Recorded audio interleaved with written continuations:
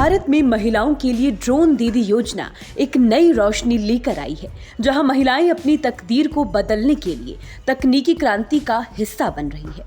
रोहतास जिले की 28 वर्षीय जूही कुमारी, जो पहले हाउसवाइफ और किसान के रूप में जानी जाती थी, अब एक ड्रोन पायलट के रूप में समाज में अपनी एक नई पहचान बना रही है। जूही की कहानी हर महिला के लिए प्रेरणा बन चुकी है।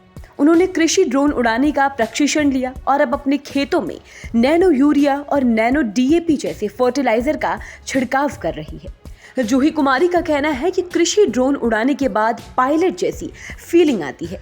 ग्रेजुएशन तक पढ़ाई करने के बाद मुझे आगे पढ़ाई का मौका नहीं मिला, लेकिन ड्रोन पायलट की ट्रेनिंग लेकर मैंने खुद को साबित किया। ये मेरे लिए गर्व की बात है। ड्रोन से बदल रहा खेती का तरीका।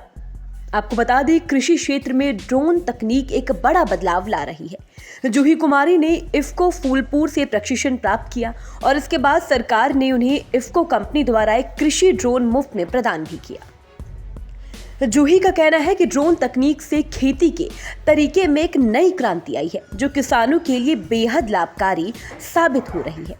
10 महीने का अनुभव और सफलता की ओर कदम।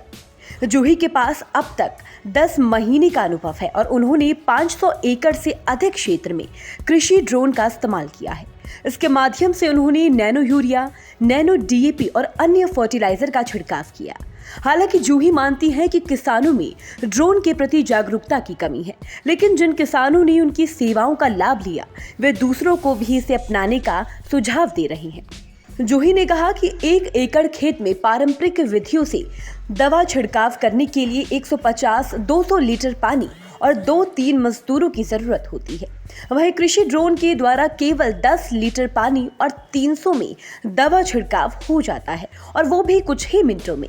ये तकनीक न केवल समय बचाती है, बल्कि पानी और दवा की भी बचत करती है। जूही कुमारी ने अपनी सफलता से न केवल खुद को साबित किया है, बल्कि उन्होंने ग्रामीण महिलाओं के लिए एक नई उम्मीद जगाई है।